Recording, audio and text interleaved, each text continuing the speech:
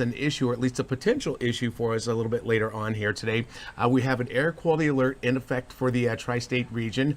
It's not for everyone, but I have seen the air quality alerts have expanded just in the last hour or so through most of New Jersey, all of Long Island. That was not in Long Island. It was not including Connecticut, but now includes the lower Hudson Valley as well. So we're expanding that from what we had early this morning.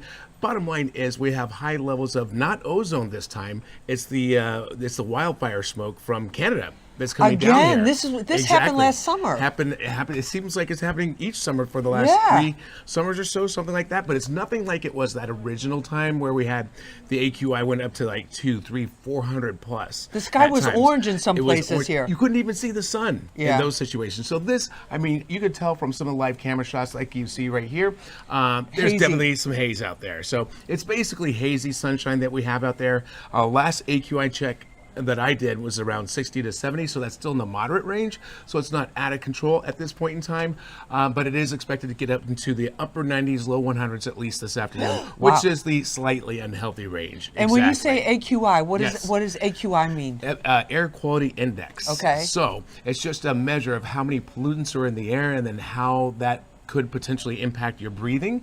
And so it's mainly folks with things like asthma and COPD, either the very young or older folks who could struggle when the air quality takes a dive. They're the ones who have to be really careful, especially in the peak of the heat of the afternoon is when it tends to really spike up. And we do have this quite often when it's in terms of the heat and humidity building up, and therefore the ozone, which is another pollutant that can build up when you have those really hot, humid days, day after day. That can be a problem, but that's not the case today. Today, it's all the Canadian wildfire smoke. That's so crazy. To us again. And then with this AQI, with the air quality index, are there certain ranges where it's considered kind of like, it's kind of like really, you got to really be careful. Don't go for a big run. Exactly. Anything I'd say above about 200 is where it really gets to be nasty out there.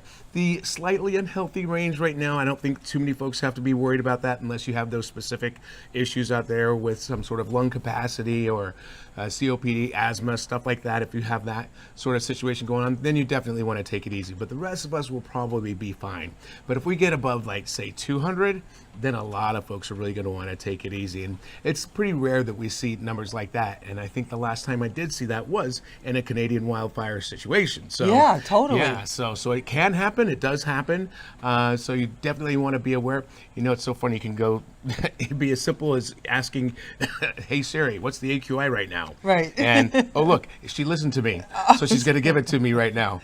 65. It's 65. All right, so that's we're still in the moderate range. Exactly. It's in the moderate range right now. So we're okay, but again, you don't want to be out there when it goes well beyond 100. At least not. It's as minimal as possible. Now, if the smoke keeps coming and it gets more humid, does additional humidity have an effect? It could add to the problem out there because humidity and heat, they produce ozone, which is another pollutant, which makes it very difficult to breathe, or at least harder on folks who already have the breathing issues. So yes, that could be a problem. The good news is with what we've got going on this week in particular, the heat gets up to the upper 80s to low 90s. It's not going to stay in that heat wave range day after day where you have a chance for that ozone to build up.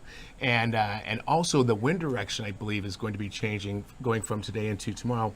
That should help to ease up the smoke content that we're going to see as we head into tomorrow. So far, looks like the air quality alert is going to be in effect for you until midnight tonight, and hopefully it expires after that. But sometimes we've seen situations where this may carry on for several days in a row, especially when it stays hot and humid. But right now the forecast highs for the next few days are in the upper 80s to around 90, so it doesn't look like it gets worse. And if we get a little bit of a break from the wind direction, that'll carry some of that smoke, some of those pollutants out, then we'll be in better shape here. Hopefully. But right now we're riding that line for sure. No, totally. And has this been a hotter summer than we've had in the past? It seems to me like it has. It seems hot, right? Yeah. It's actually been, I believe, more or less average. Right. We've only had 2 heat waves so far, and that's actually, I believe that's actually below normal. We got close to having a 4-day heat wave last week, which would have been so exciting. Not really.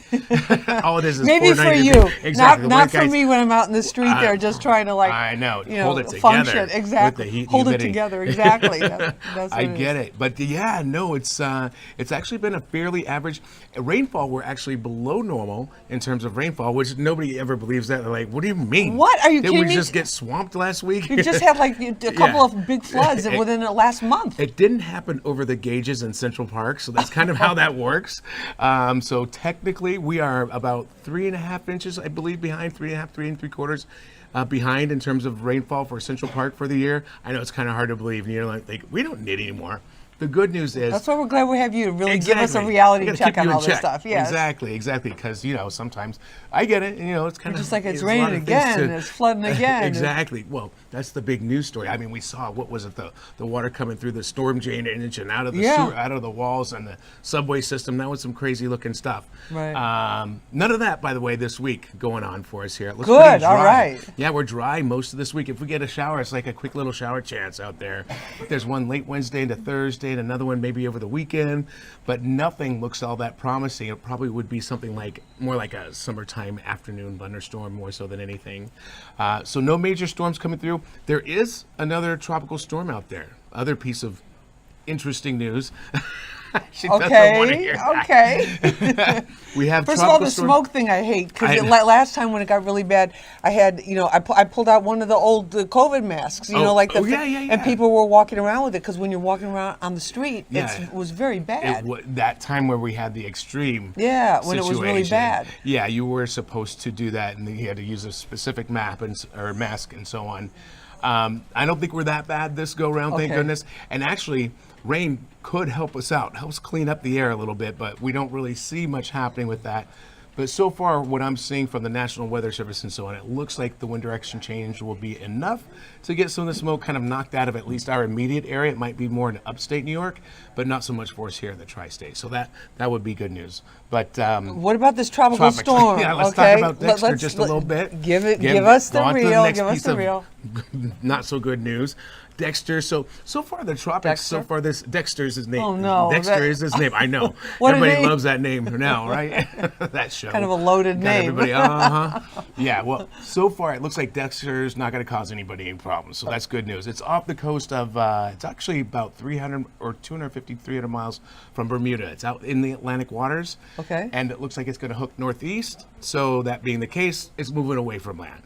So it's not going to give us anything as far as showers are concerned, thunderstorms. If anything, it might increase the surf, the wave heights at the shore a little bit over the next couple of days, but probably not even so noticeable compared to what we can get on just any kind of a regular weather pattern. So that's not a big deal, but there are two other areas of interest in the Atlantic waters that may become something here. So we've got stuff to watch when it comes to the tropics because it's just now picking up into the peak of hurricane season. It comes in late August into September. So we're not there yet. We're kind of just getting warmed up, so to make everybody aware and ready just in case something does pop up. And I think it's also, too, it's like the conditions can change so suddenly. Oh, absolutely. Because I don't know if you remember, you probably don't, but Chantal was the last tropical storm that we had. It formed off the coast of South Carolina, and it formed like on a Thursday night, maybe it was a Friday night. Something. It was really late as we're going into a weekend, and like the night before it wasn't there. The day before the day after, 12 hours later, it made landfall.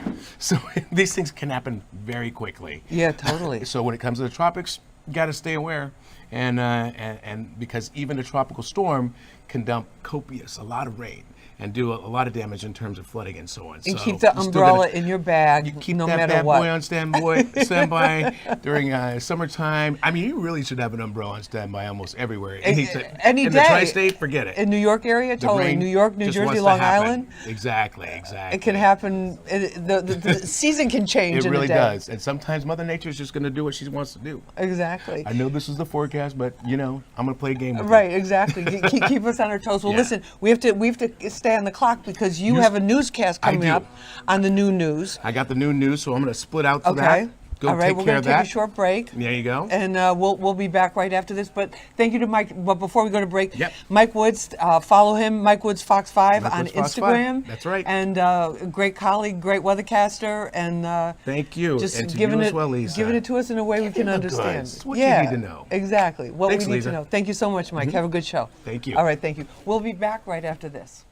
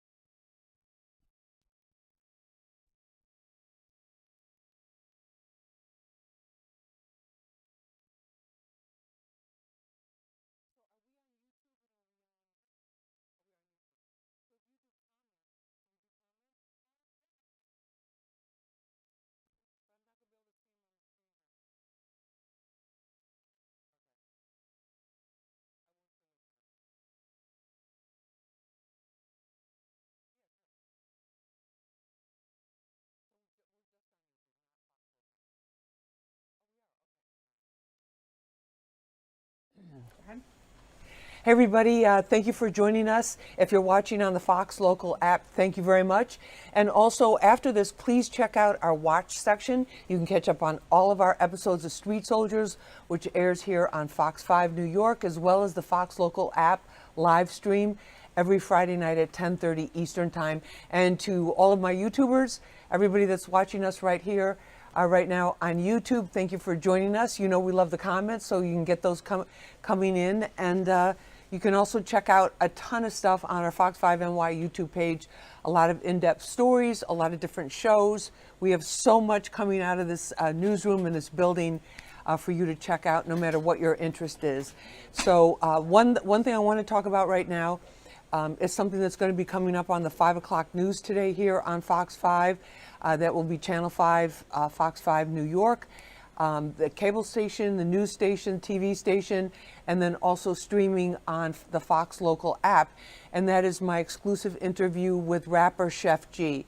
Now, Sheff G, you may have heard his name. You may have wondered who he is. If you're a fan of drill rap, if you're a fan of emerging hip hop and new hip hop, Sheff G is has been for a number of years, one of the hottest rappers that has emerged on the New York scene, especially out of the Brooklyn scene. But he also came up out of the Brooklyn and the New York City gang scene in the years following 2020, which were very fraught with gun violence. There was a lot of gang activity, and the whole scenario, just the whole structure of what was happening in Brooklyn, in a word, had no structure. The Crips made alliances with the Bloods. There were all sorts of subsets. There's another gang called Folk Nation. There were the Wu, the Wu, the Cho, and a lot of these things, which was something New York City hadn't seen for decades before this, were based on where you live. So in other words, let's just take a street, Main Street. You're on this side of Main Street, you would automatically, if you were a boy coming up at 11 or 12, whether you wanted to be in a gang or not, you were considered a member of that particular gang. If you grew up on the west side or the other side of the street, you were automatically almost born into that particular gang. Now, of course, not everybody ends up joining the gang. The boys that had activities, the boys that had parents and family members who were really on them, that had special talents, whether it was sports, whether it was academic, whether it was clubs, whether it was religious, whatever, those boys obviously had a chance. But there were other boys that were just attracted to the street life, and then at age 11 or 12 is what, like in Sheff G's case, is where a lot of them begin to join. Now, a lot of people every time I say this, and when I first realized it, that an 11-year-old, that age 11 and age 12, which is middle school for most kids, that is the age when most boys are recruited into gangs. And I found this out when I first interviewed a gang member who was shot and nearly killed when he was 15. I said, when did you join the gang? You're only 15. He said, I joined the gang at age 11. On my 11th birthday, I had sex for the first time, I got drunk for the first time, and I shot a gun for the first time. And that was a really dire, extreme case. Much more common of what we see happening and have seen happening in New York City and other urban areas, where a kid will be, they're coming home from school, they want something to eat, they may not have money. The older guys who are hanging around the corner store, the bodega, they say, oh, let me get that for you. So they'll buy them a snack a couple of times. And then it'll be like, hey, you want to make a little extra money? Ride your bike over here and drop this off. And then that's how the affiliations start. It's not like they're not going around with, with pamphlets and with sign-up tablets saying, hey, do you want to join a gang? This is what happens. And this is what happened to Sheff G. And then he emerged. He's now 26 years old. He'll be 27 next month in September. In his late teens, he developed leadership qualities. As a performer, he's a very charismatic performer. As somebody who is around other men, which I saw him on Rikers Island when I was on Rikers Island to cover a story about a hip hop event they were having at Rikers Island.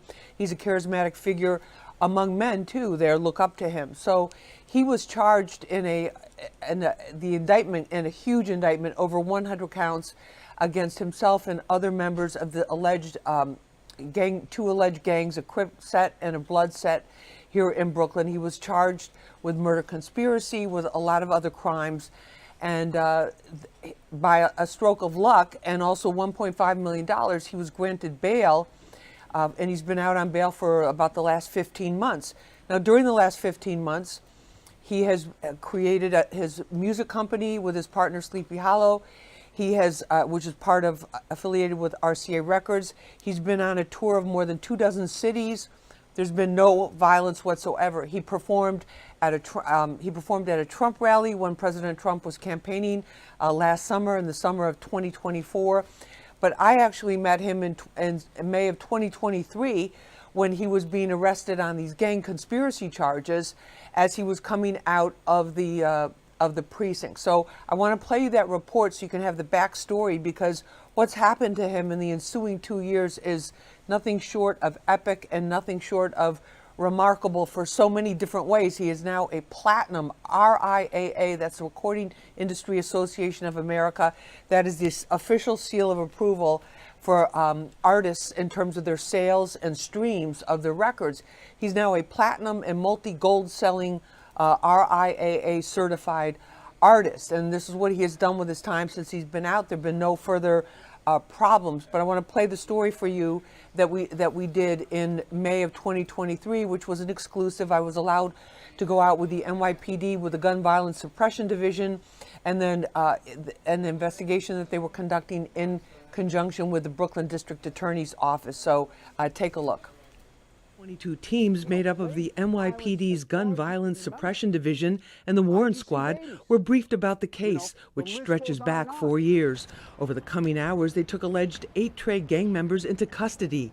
Some were already behind bars, like Michael Williams, better known as drill rapper Sheff G, who previously pleaded guilty to gun possession.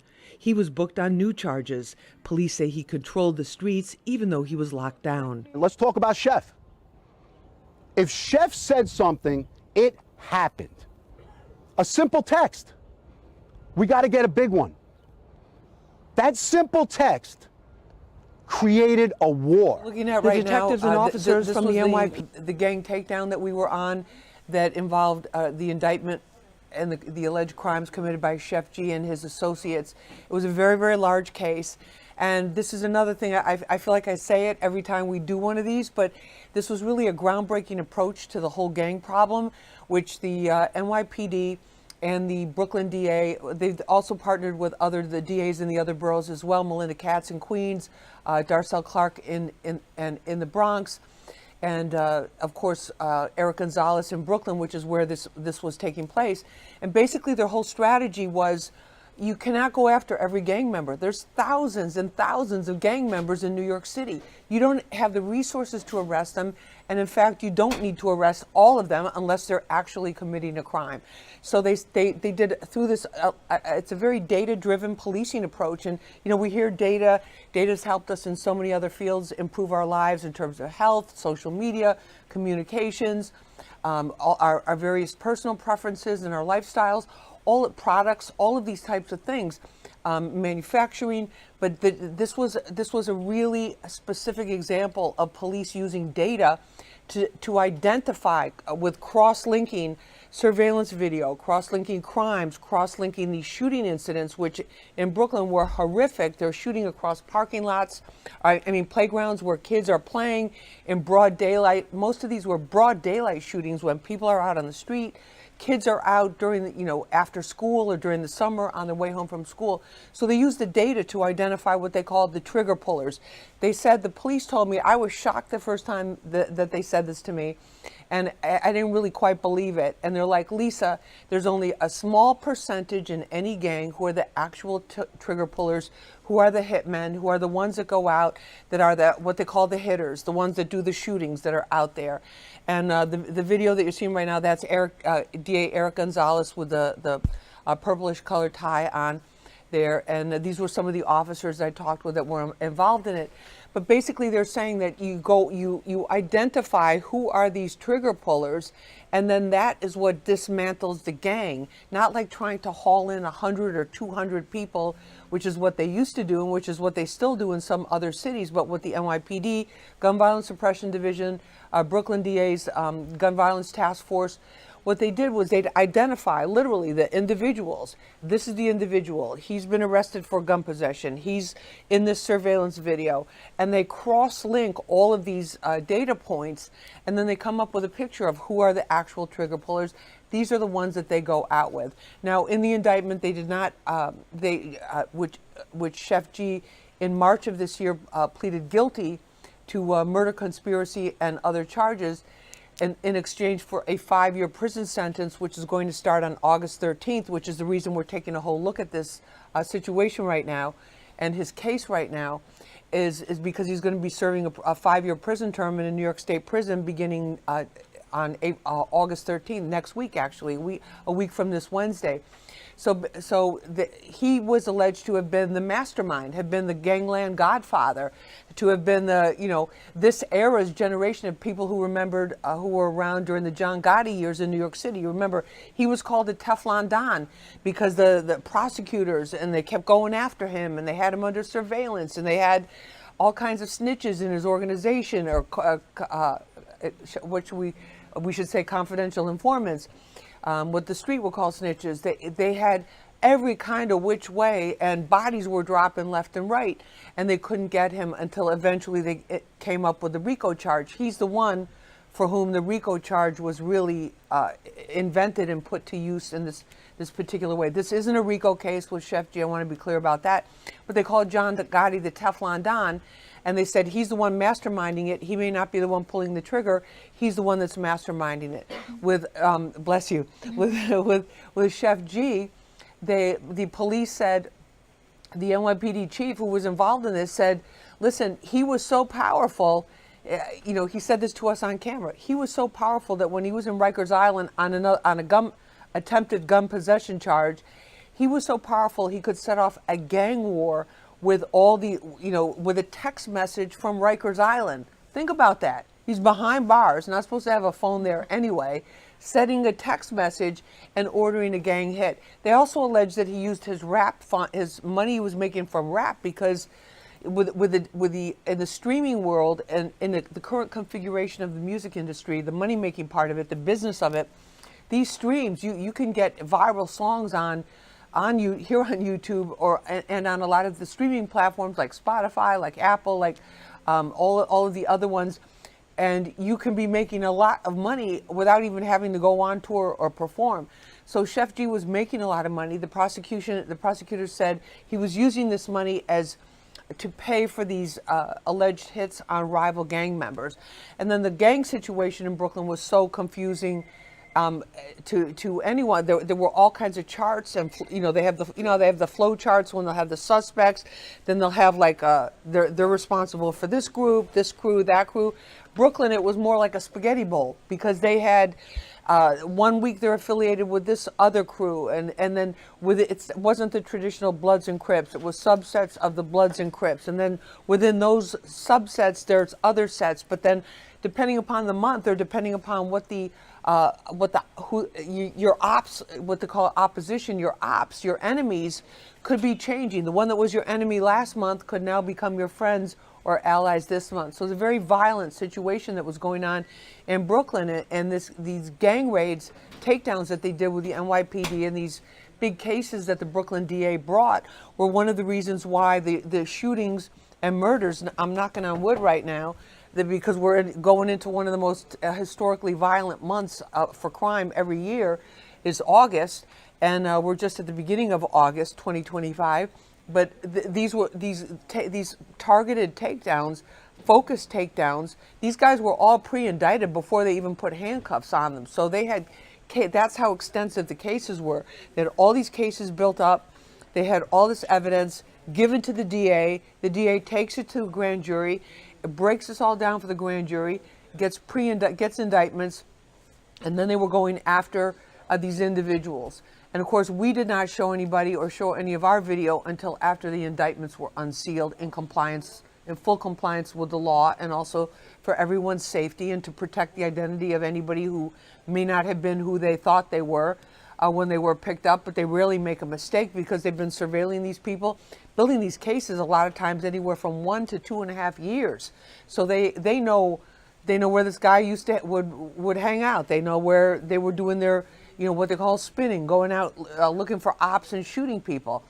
So there was that whole connection there. There was a drill rap connection, because in the earlier days, now they're getting smart. Now the rappers who are also criminals are getting smarter, and they're not posting as much specific information, but they would be posting on social media that they shot so-and-so using the person's nickname outside the this and that studio, giving the address, and basically handing investigators, here's a great place to start your investigation. So, okay, well, we're almost running out of time here. Yeah, if you want to stay on YouTube, if you have more to say on YouTube, you can. Well, I got to get ready and get the story ready, but I'd invite you to check out the story. It'll be live tonight at 5 o'clock on Fox 5 and also live on the live stream on Fox Local. And we will post it, I'm sure, on YouTube after that, and maybe end up doing more with this live after it airs at 5 o'clock. We'll see how the day goes and see how the news cycle goes. But I want to thank you for joining me. Please follow me on Lisa Evers on X, on Instagram, Lisa Evers Live on TikTok. I'll be posting updates this afternoon. But thank you guys so much. And next time, let's take some comments, okay? Have a great day.